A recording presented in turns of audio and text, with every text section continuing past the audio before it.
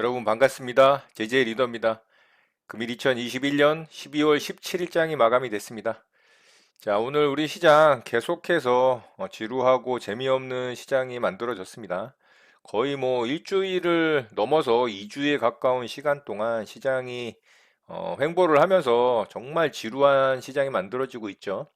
FOMC 회의 결과에 대한 불확실성이 좀 해결이 됐는데도 불구하고 아직도 이 오미크론에 대한 확실한 어떤 연구 결과 그리고 대응에 대한 어떤 확실한 결과들의 내용들이 나오질 않으니까 시장이 계속해서 좀 눈치 보기 장세가 만들어지고 또 주도주가 전혀 없죠. 예, 그런 모습이 만들어지는 시장이다 보니까 계속해서 좀 횡보하는 지루한 장이 만들어지고 정말 재미없는 시장이 이어지는 것 같습니다. 자, 바로 시장 특징주 살펴보고 우리 시장 보도록 하겠습니다. 저는 오늘 한 종목 좀 대응을 해봤는데요. 한 종목 대응을 하고 오늘 시장 사실 매매할 종목이 없었습니다. 매매할 종목은 진짜 넥슨 GT하고 넷게임즈 이 두 종목밖에 없었던 것 같아요.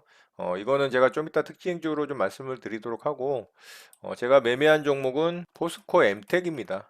자, 포스코 엠텍 어저께 굉장히 좋은 모습을 보여줬죠. 그렇지만 일봉상의 위치가 좋은 위치가 아니었기 때문에 그냥 지켜보는 정도 보면 좋을 것 같다라는 말씀을 드렸는데 제가 이 종목 어제 종가 베팅을 좀 했습니다. 종가 무렵에 좀 매수를 해서 슈팅이 좀 나올 수 있을 거라고 생각을 했어요. 재료가 괜찮았던 재료라고 또 말씀을 드렸었죠. 아르헨티나 리튬 호수 관련해서 100조 가치가 부각이 됐다라는 내용이었는데 사실 저게 100조 가치라 그러면 이 포스코 엠텍이 만약에 직접적인 수혜주라고 한다면은 이거 진짜 상한가 가야 되는 종목이라고 보거든요. 그런데 윗꼬리를 달면서 앞에 이제 이런 매물대들이 있다 보니까 조금만 흔들리는 모습이 나와도 이렇게 이제 윗꼬리가 달리는 경향이 있는 거죠.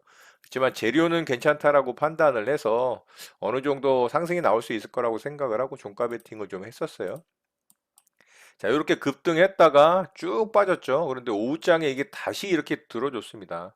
이런 거는 진짜 세력이 아니면 이렇게 만들 수가 없어요. 이게 단기적으로 요 구간 슈팅이 10%가 넘는 슈팅이거든요. 이게 13%까지 반등이 나왔잖아요. 그렇죠? 14% 정도네요. 자, 이렇게 급등을 시킬 수 있는 건 오로지 세력뿐입니다.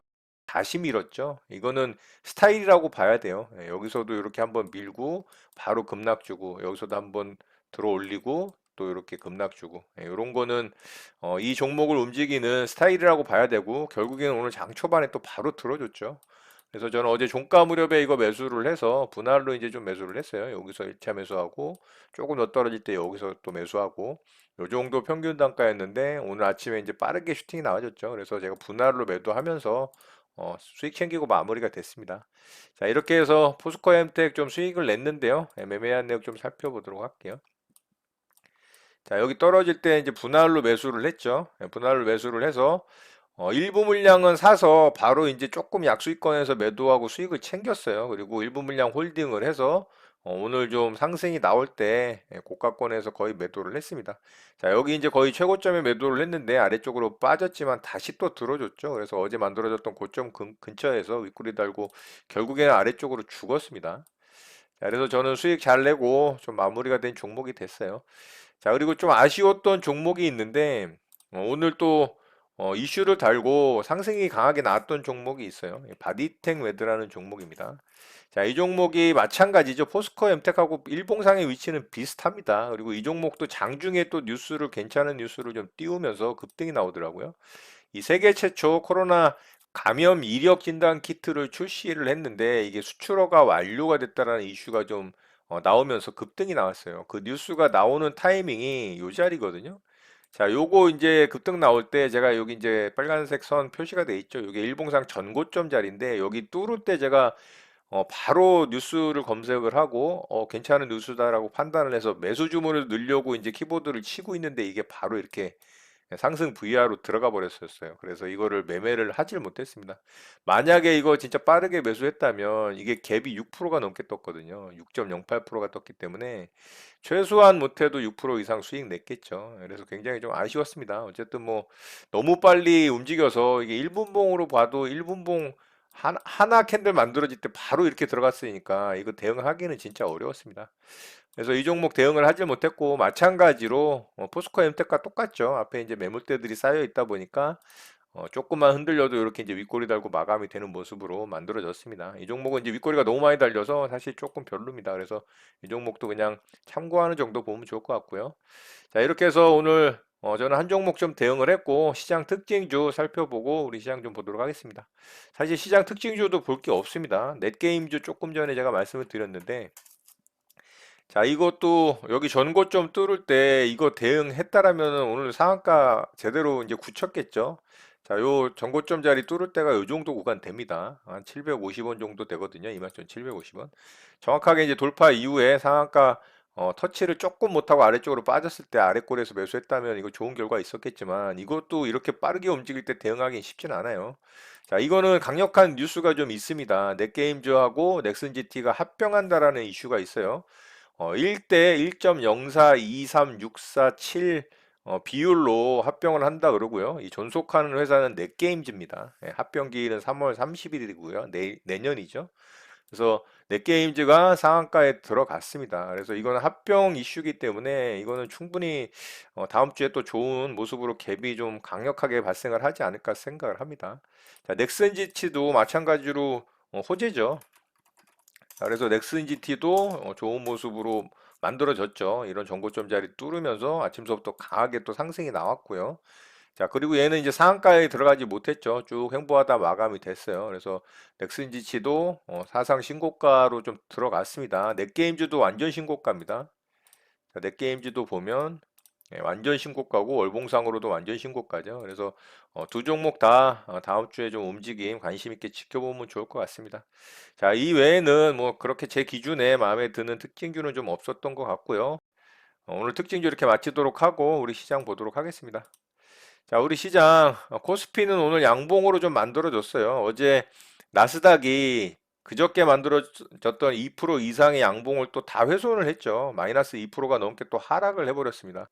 자, 그 이유는 영국 영란은행에서 금리 인상을 단행을 했죠. 16일자로. 그래서 제 미국 테크주들이 급락을 좀 했습니다. 그러다 보니까 이제 나스닥이 하락을 할 수밖에 없죠. 이 테크주들은 금리 인상에 굉장히 민감하게 반응을 합니다. 그래서 나스닥이 급락을 했고 우리 시장도 장 초반에 이제 개파락으로 시작을 했는데 코스피는 외국인의 매수 수급이 쭉 들어오면서 양봉으로 또 만들어졌죠. 그래서 계속해서 제가 말씀드리는 이 윗구간에서 횡보하는 이 기간 조정을 만들어주는 모양으로 계속 이어지고 있습니다.